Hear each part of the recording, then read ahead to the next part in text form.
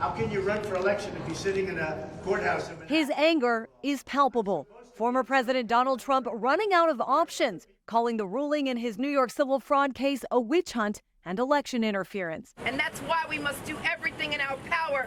But in a matter of days, New York Attorney General Letitia James may be able to start seizing his assets, including Trump Tower, if he doesn't put up the cash.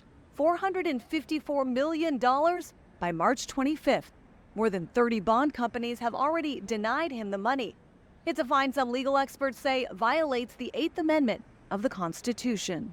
The amount is extremely excessive. It violates the cruel and unusual punishment provisions of the Constitution that include excessive fines as being prohibited. There was no damage done here.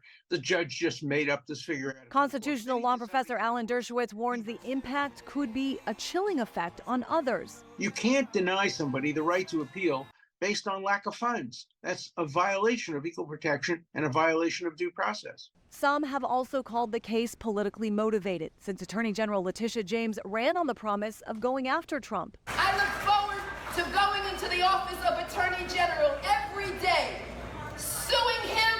I say one name, Donald Trump. Will you sue him for us? Oh, we're going to definitely sue him. We're going to be a real pain in the ass.